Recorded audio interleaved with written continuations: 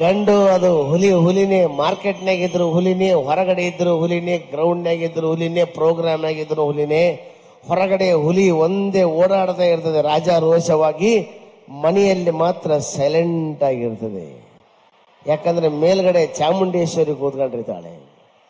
ನೋಡಿ, ಈ ಕಾರ್ಯಕ್ರಮ ಬರ್ತಾ ಇದ್ದಂಗೆ ನಾವು ಇಳಿದು ಬರ್ತಾ ಇದೀವಿ, ಯಾರೋ ಒಂದು 8 ಹುಡುಗರು ನಮ್ಮನ್ನು ನೋಡಿ ಒಂದೇ ಒಂದು ಸಾಂಗ್ ಆಡಿದ್ರು. ಬಂದರು ಬಂದರು ಬಂದರು ಬಂದರು. ನೋಡಿ, ನಾವ್ ಯಾವಾಗ ಅವ್ರ ಭಾವ ಆಗಿದ್ದೇವೆ.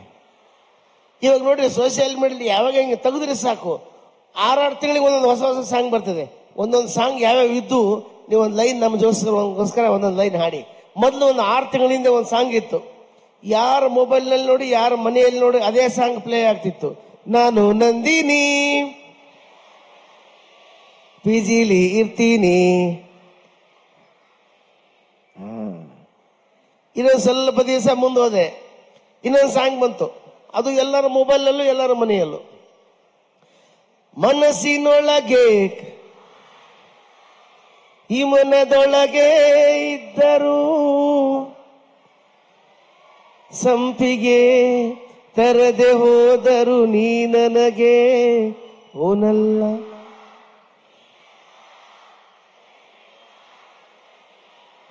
ಮತ್ತಾರು ನೋಡಿ, ಈಗ ಬಂದಿದೆ. ಈಗ ಯಾರ ಮೊಬೈಲ್ ನೋಡಿ ಎಲ್ಲ ಒಂದೊಂದೊಂದೊಂದು ಸಾಂಗ್ ಇರ್ತವೆ, ಒಂದೊಂದೇ ಸಾಂಗ್ ಎಷ್ಟೋ ದಿನಗಳು ಓಡಿಬಿಡ್ತವೆ. ಅದು ಹಾಡುಗಳು ನೋಡ್ತಿರ್ಬೇಕು. ಒಂದ್ಸಲಿ ಒಂದು ಕಾಲೇಜ್ ಹುಡುಗ ಮಾತಾಡ್ತಾ ಇದ್ದ, ಏನೋ ನಮ್ಮ ಮನೆಗೆ ಒಂದು ಪ್ರಾಬ್ಲಮ್ ಆಗಿದೆ ಅಂದೆ. ಏನಾಗಿದೆ ನೋಡಿ, ನಮ್ಮ ಕನ್ನಡದ ಕನಸುಗಾರ ರಿಜಿಸ್ಟರ್ ರವಿಚಂದ್ರನ್ ಬರ್ತಾರೆ ಅಂತ ನಮ್ಮ ಮೇಡಮ್ ಅವ್ರು ಹೇಳಿದ್ರು. ಇನ್ನ ಹೆಂಗ್ ನುಡಿಸ್ಬೇಕಂತ ಚಿತ್ರರಂಗದ ಮುಖಾಂತರ ಚಿತ್ರ ರಸಿಗರಿಗೆ ಹೇಳಿಕೊಟ್ಟವರು ರವಿಚಂದ್ರನ್ ಸರ್ ಅವರು. ಮೊದಲು ಹೆಂಗಿತ್ತು, ಈ ಕನ್ನಡದ ಅಕ್ಷರಮಾಲೆ ಅಮ್ಮ ಎಂಬುದು ಕಂದನ ಕರುಳಿನ ಕರೆಯೋಲೆ.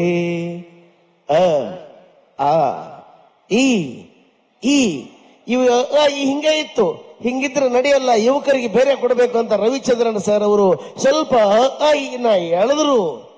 ಹೆಂಗ್ ಎಳೆದ್ರು ಸರ್, ಹಳ್ಳಿ ಮೇಷ್ಟ್ರಿ ಪಾಠ ಮಾಡಿ ಬನ್ನಿ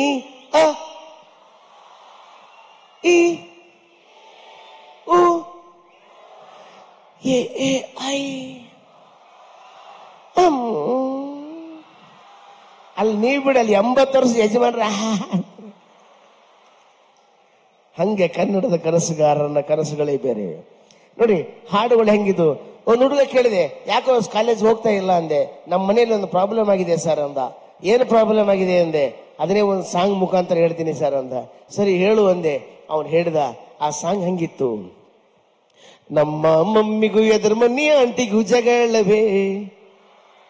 ನೀವು ನನಗ ಚೆಂಡು ಒಗದ್ರೆ ವಾಪಸ್ ಬಂದ್ರೆ ಆಡಕ್ ಚೆನ್ನಾಗಿರ್ತದೆ. ಹಂಗೆ ಎಲ್ಲಿ ಆಕ್ಷನ್ ಇರ್ತದೆ ಅಲ್ಲಿ ರಿಯಾಕ್ಷನ್ ಇರಬೇಕು. ನಿಮಗೊಂದು ರಿಕ್ವೆಸ್ಟ್, ನೀವು ಕಂಪನಿ ಏನಂದ್ರೆ ನೀವು ಕೋರಸ್ ಕೊಡಿ. ಓ ಸರಿ, ಚಪ್ಪಾಳೆ ಹೊಡ್ಕೊಂತ ಆಡೋಣ, ಚಪ್ಪಾಳೆ ತಟ್ಕೊಂಡು. ನಮ್ಮ ಮಮ್ಮಿಗೂ ಎದುರು ಮನಿ ಆಂಟಿಗೂ ಜಗಳವೇ, ಪ್ರತಿದಿನ ನಡೆಯುವ ಜಗಳ ಬಿಡಿಸಲು ಸಾಧ್ಯವೇ. ನಮ್ಮಮ್ಮಿಗೂ ಆ ಆಂಟಿಗೂ ಒಂದೇ ಅನುಮಾನ, ನಮ್ಮಪ್ಪ ಯಾರಿಗೆ ಯಜಮಾನ.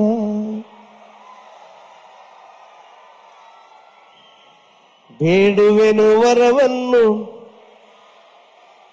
ಕೊಡೆ ತಾಯಿ ಜನ್ಮವನು, ಕೊನೆ ತನಕ ಕರೆಯಲ್ಲ ಜೋಗಿ, ಕೊನೆ ತನಕ ಮರೆಯಲ್ಲ.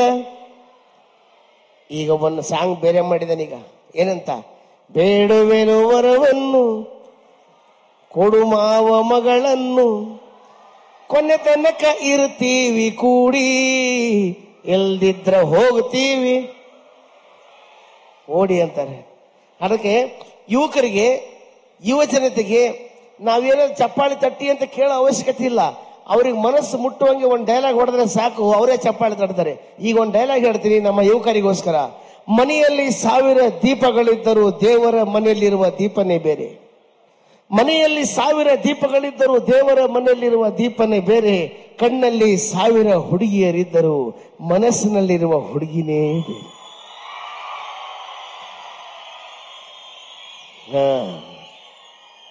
ಹೃದಯ ಶ್ರೀಮಂತಿಕೆಯಲ್ಲಿ, ಪ್ರೀತಿ ಮಾಡೋದ್ರಲ್ಲಿ, ಪ್ರೀತಿಯಿಂದ ಎಲ್ಲಾದ್ರೂ ಕರ್ಕೊಂಡು ಹೋಗೋದ್ರಲ್ಲಿ, ಪ್ರೀತಿಯಿಂದ ಏನಾದ್ರೂ ಗಗನ ಚುಕ್ಕಿ ಫಾಲ್ಸ್ ತೋರಿಸೋದ್ರಲ್ಲಿ ಗಂಡು ಮಕ್ಕಳೇ ಶ್ರೇಷ್ಠ. ಗಂಡು ಮಕ್ಕಳೇ ಮುಂದೆ. ಪ್ರೀತಿ ಮಾಡೋದ್ರಲ್ಲಿ ಗಂಡು ಮಕ್ಕಳೇ ಮುಂದೆ. ಹೆಣ್ಣು ಹುಡುಗರೆಲ್ಲ ಇಲ್ಲಿ ಹಿಂಗಂತಾರೆ. ಇಲ್ಲ, ನಾ ಎಕ್ಸಾಂಪಲ್ ಹೇಳ್ತೀನಿ ಕೇಳಿ. ನಮ್ಮ ಮನೆಯಲ್ಲಿ ನಮ್ಮ ತಂಗಿ ಇದ್ದಾಳೆ. ನನ್ನ ತಂಗಿನ ನನ್ನ ಹೆಂಡತಿ ಅಷ್ಟು ಪ್ರೀತಿಯಿಂದ ಮಾತಾಡ್ಸಲ್ಲ, ಪ್ರೀತಿಯಿಂದ ನೋಡ್ಕೊಳ್ಳಲ್ಲ, ಪ್ರೀತಿಯಿಂದ ಎಲ್ಲೂ ಕರ್ಕೊಂಡು ಹೋಗಲ್ಲ, ಪ್ರೀತಿಯಿಂದ ಏನೂ ಕೊಡಿಸಲ್ಲ. ಯಾಕಂದ್ರೆ ಅವಳಿಗೆ ನನ್ನ ಹೆಂಡತಿಗೆ ಹೃದಯ ಶ್ರೀಮಂತಿಕೆ ಇಲ್ಲ. ನಾನು ಹಂಗಲ್ಲ. ನನ್ನ ಹೆಂಡತಿ ತಂಗಿ ಇದ್ದಾಳೆ. ಅಣ್ಣ, ನಮ್ಗಿಂತ ನೀವೇ ಎಷ್ಟು ಖುಷಿಯಾಗಿದ್ದೀರ. ಹಂಗಲ್ಲ ಕೇಳಿ. ನನ್ನ ಹೆಂಡತಿ ತಂಗಿದ್ದಾಳೆ, ಆಕೆನ ಬರೆಸಿ ಓದಿಸಿ ಮದುವೆ ಮಾಡಿಕೊಟ್ಟೆ. ನೋಡಿ, ಹೃದಯ ಶ್ರೀಮಂತಿಕೆಯಲ್ಲಿ ಗಂಡು ಹುಡುಗರೇ ಶ್ರೇಷ್ಠ ಅಂತ ಯಾಕೆ ಹೇಳ್ತೀನಿ ಅಂದ್ರೆ, ಈಗ ಒಂದು ಕಾರ್ಯಕ್ರಮ ಮುಗಿಸ್ಕೊಂಡು, ಒಂದು ಎಕ್ಸಾಂಪಲ್ ಹೇಳ್ತೀನಿ ನಿಮಗೆ. ಕಾರ್ಯಕ್ರಮ ಮುಗಿಸ್ಕೊಂಡು ಒಬ್ಬ ಹುಡುಗ ಬಸ್ಸಲ್ಲಿ ಹತ್ತಿದ ಮೇಲೆ ಒಬ್ಬ ಹುಡುಗಿ ಪಕ್ಕಕ್ಕೆ ಒಂದು ಸೀಟ್ ಖಾಲಿ ಇರ್ತವೆ, ಕೂಡ್ತಾನೆ. ಗಗನ ಚುಕ್ಕಿ ಉತ್ಸವದಲ್ಲಿ ಹೋರಾಡಿರ್ತಕ್ಕಂಥ ಹುಡುಗ ಟಯರ್ಡ್ ಆಗಿರ್ತಾನೆ. ಆ ಹುಡುಗಿ ಪಕ್ಕ ಕೂತ್ಕೊಂಡ ತಕ್ಷಣನೇ ನಿದ್ದೆ ಬರುತ್ತೆ. ಆ ಹುಡುಗಿ ಭುಜದ ಮೇಲೆ ತಲೆ ಇಟ್ಟು ಮಲಗಿದ ಅಂದ್ರೆ ಆ ಹುಡುಗಿ ಬಸ್ನ ಸ್ಟಾಪ್ ಮಾಡಿ ಜನರನ್ನ ಕರೆಸಿ ಬಡಿಸಿ ಬಿಡ್ತಾಳೆ. ಹೃದಯ ಶ್ರೀಮಂತಿಕೆ ಇಲ್ಲ. ಅದನ್ನೇ ಉಲ್ಟಾ ಮಾಡಿ ಆ ಹುಡುಗ ಕೂತ್ಕೊಂಡಿದ್ದ, ಆ ಹುಡುಗಿ ಬಂದು ಅವನ ಪಕ್ಕ ಕೂತ್ಕೊಂಡು ಅವನ ಭುಜದ ಮೇಲೆ ತಲೆ ಇಟ್ಟು ಮಲಗಿದ್ಲು ಅಂದ್ರೆ ಅವನು ಇಲ್ಲೇ ಮದ್ದೂರಿಗೆ ಇಳಿಬೇಕು, ಇಳಿಯೋದೇ ಇಲ್ಲ. ಯಾಕಂದ್ರೆ ಅವಳು ಎಲ್ಲಿವರೆಗೆ ಹೋಗ್ತಾಳೆ ಅಲ್ಲಿವರೆಗೆ ಹೋಗಿ ಡ್ರಾಪ್ ಕೊಟ್ಟು ಬರ್ತಾನೆ. ಯಾಕಂದ್ರೆ ಮಹಿಳೆಯರ ಮೇಲೆ ಇರ್ತಕ್ಕಂಥ ಗೌರವ, ಪ್ರೀತಿ, ಅಭಿಮಾನ. ಅದಕ್ಕೆ ಹೇಳಿದೆ, ಬಹಳ ಸುಂದರವಾಗಿರ್ತಕ್ಕಂಥ ಭವ್ಯವಾದ ವೇದಿಕೆ ಇದೆ. ಇದ್ದು ಮನುಷ್ಯ ದೊಡ್ಡದು ಕಾಣೋದು ಸಿನಿಮಾದಲ್ಲಿ, ಇದ್ದು ಮನುಷ್ಯ ಸಣ್ಣದು ಕಾಣೋದು ಟಿವಿಯಲ್ಲಿ. ಇದ್ದು ಮನುಷ್ಯ ದೊಡ್ಡದು ಕಾಣೋದು ಸಿನಿಮಾದಲ್ಲಿ, ಇದ್ದು ಮನುಷ್ಯ ಸಣ್ಣದು ಕಾಣೋದು ಟಿವಿಯಲ್ಲಿ, ಇದ್ದು ಮನುಷ್ಯ ಇದ್ದಂಗೆ ಕಾಣೋದು ಇಂಥ ಭವ್ಯವಾದ ಪವಿತ್ರವಾದ ವೇದಿಕೆಯಲ್ಲಿ ನಿಮ್ಮಂತ ಪ್ರೇಕ್ಷಕರ ಮುಂಭಾಗದಲ್ಲಿ ಅಂತ ಹೇಳ್ತಾ, ನೋಡಿ ಮದುವೆ ಮನೆಯಲ್ಲಿ ಹಾಡುಗಳು ಹೆಂಗಿದು, ಮದುವೆ ಮನೆಯಲ್ಲಿ ಹಾಡುಗಳು ಹೆಂಗಿದ್ದು. ಒಂದೊಂದು ಹಾಡನ್ನ ನಾವೆಲ್ಲರೂ ಸೇರಿ ಹಾಡೋಣ. ಹೆಂಗಂದ್ರೆ, ಮದುವೆ ಮನೆಗೆ ಹೋದ್ವಿ, ತಾಳಿ ಕಟ್ಟಿದ ತಕ್ಷಣ ಸಾಂಗ್ ಬಂತು. ಹೆಂಗೆ ಒಂದು ಆ ಸಂದರ್ಭ ತಕ್ಕಂಗೆ ಹಾಡು ಆಡ್ತಾ ಇದ್ರು. ಮದುವೆ ಮನೆಯಲ್ಲಿ ಹೋದ್ವಿ, ಒಂದು ಮದುವೆ ತಾಳಿ ಕಟ್ಟಿದ್ರು, ತಾಳಿ ಕಟ್ಟಿದ ತಕ್ಷಣ ಸಾಂಗ್. ಹೊಸ ಬಾಳಿನ ಹೊಸಿಲಲ್ಲಿ ನಿಂತಿರುವ ಹೊಸ ಜೋಡಿಗೆ ಶುಭವಾಗಲಿ. ಇನ್ನೊಂದು ಮದುವೆ ಮನೆಗೆ ಹೋದೆ, ತಾಳಿ ಕಟ್ಟಿದ ತಕ್ಷಣ ಸಾಂಗ್. ಶುಭಾಶಯ ಶುಭಾಶಯ ಮದುಮಗನಿಗೂ ಮದುಮಗಳಿಗೂ ಶುಭಾಶಯ. ಮದುವೆಯ ಈ ಬಂಧ ಏಳೇಳು ಜನುಮದಲು ತೀರದ ಸಂಬಂಧ.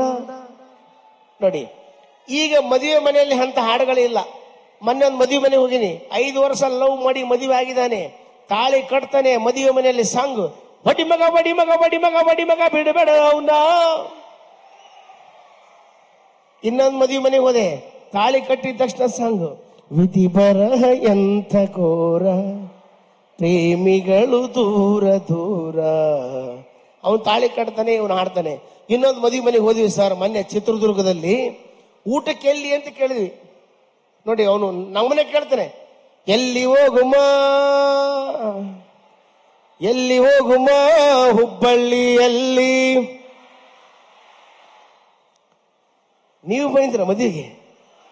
ಮದುವೆ ಆಗಿದ್ದೆ ಚಿತ್ರದುರ್ಗದಲ್ಲಿ, ಹುಬ್ಬಳ್ಳಿಗೆ ಊಟಕ್ಕೆ ಹೋಗೋಣ ಬಾ ಅಂತಾನೆ ಅವನು. ನಾನು ಕೇಳಿದೆ, ನಿಮ್ಮ ತಲೆ ಕೆಟ್ಟದ್ರೆ ನನ್ನ ತಲೆ ಕೆಟ್ಟಿದೆ ಅಂದೆ. ಹಿಂಗೆ ಕೇಳಿದೆ ನಾನು. ಹುಬ್ಬಳ್ಳಿಯಲ್ಲಿ ಬಳ್ಳಾರಿಗೆ ಹೋಗುಮ, ಮಂಡ್ಯದಲ್ಲಿ ಮಾಡುಮ,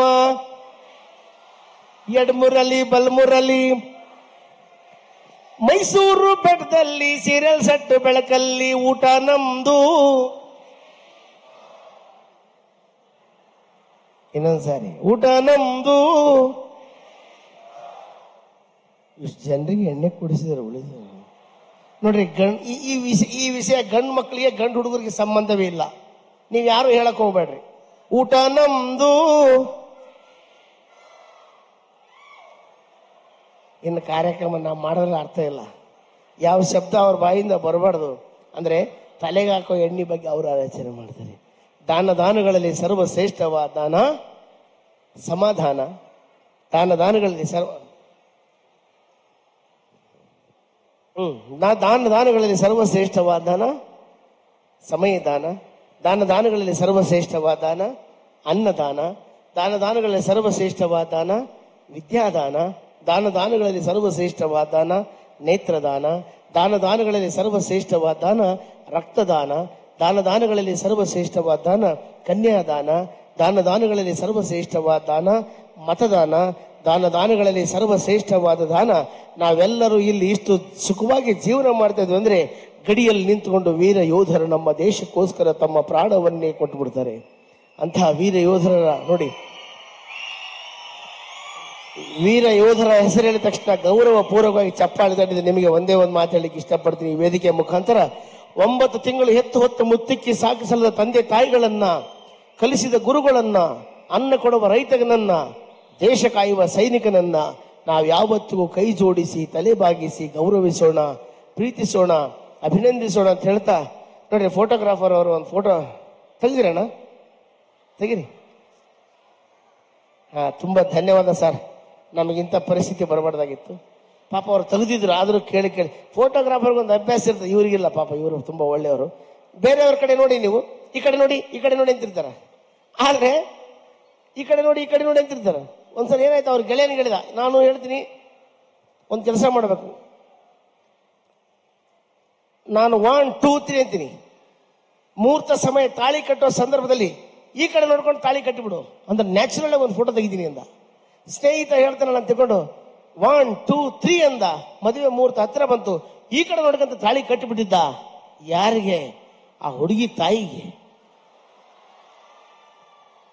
ನೋಡಿ, ಕಳೆದ ಈ ಕಾರ್ಯಕ್ರಮ ಮಾಡೋದಕ್ಕಿಂತ ಮುಂಚೆ ನಾನು LIC ಏಜೆಂಟ್ ಆಗಿ ಕೆಲಸ ಮಾಡ್ತಿದ್ದೆ.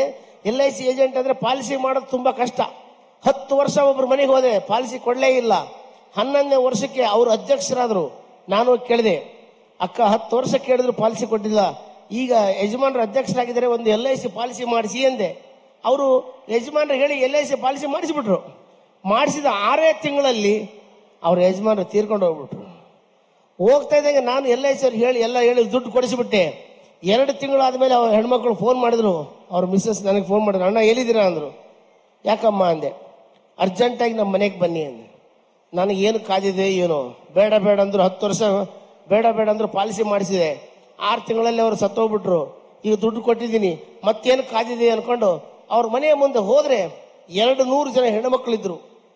ನನಗೆ ಒಂದೇ ಒಂದು ಚೇರ್ ಹಾಕಿದ್ದಾರೆ, ಹೋಗಿ ಕೂತ್ಕೊಂಡೆ. ಆ ಅಮ್ಮ ಮಾತಾಡಕ್ ಶುರು ಮಾಡಿದ್ರು, ಮಾತೆಯರೇ ಮಹಿಳೆಯರೇ, ಇವತ್ತು ನಾವೆಲ್ಲರೂ ಒಗ್ಗಟ್ಟಾಗಬೇಕಾಗಿದೆ ಅಂದ್ರು. ನನಗೆ ಎದೆ ಛಲ್ ಅಂತು, ಏನು ಮಾಡ್ತಾರೋ ಏನು ಒಗ್ಗಟ್ಟಾಗಿ. ನಾನಂದೆ, ಯಾಕಕ್ಕ ಒಗ್ಗಟ್ಟಾಗ್ತೀರ, ನಾಳೆ ನಾಡ್ದು ಆಗ್ರಿ ಅಂದೆ. ನೀ ಸುಮ್ಮನೆ ಕೂಡು ಅಣ್ಣ, ಇಷ್ಟು ಜನ ಹೆಣ್ಮಕ್ಳು ಯಾಕೆ ಸೇರಿದ್ದಾರೆ ಗೊತ್ತಾ? ಯಾಕಕ್ಕ ಅಂದೆ. ಅವರೆಲ್ಲ ಬೇರೆಯವ್ರ ಕಡೆ LIC ಪಾಲಿಸಿ ಮಾಡಕ್ ಹೊರಟಿದ್ರು. ನಾನಂದೆ, ಬೇಡ, ಅಣ್ಣನ ತಲೆ ಮಾಡಿಸಿ, ಅಣ್ಣನ ಕೈಗುಣ ಚೆನ್ನಾಗಿದೆ ಅಂತ. ಇನ್ನೊಂದು ವಿಷಯ ಹೇಳ್ತೀನಿ ಅಣ್ಣ, ಅಣ್ಣ 6 ತಿಂಗಳಲ್ಲಿ ರಿಸಲ್ಟ್ ಕೊಟ್ಟು ಬಿಡ್ತಾನೆ ಅಂತ. ನೋಡಿ, ಇದು ರಿಸಲ್ಟ್ ಅಂತ. ಹಂಗೆ ನೀವೆಲ್ಲರೂ ಶಾಂತ ರೀತಿಯಿಂದ ಕೂತ್ಕೊಂಡು ಕಾರ್ಯಕ್ರಮವನ್ನು ಆಲಿಸಿದರೆ, ಈಗ ನಿಮ್ಮ ಮಧ್ಯೆ ಬರ್ತಾ ಇದ್ದಾರೆ ನಿಮ್ಮೆಲ್ಲರ ನೆಚ್ಚಿನ ಹಾಸ್ಯ ಭಾಷಣಕಾರರಾಗಿರ್ತಕ್ಕಂಥ ಶ್ರೀಯುತ ಗಂಗಾವತಿ ಪ್ರಾಣೇಶ್ ಬಸವರಾಜ ಮಹಾಮನಿಯವರು.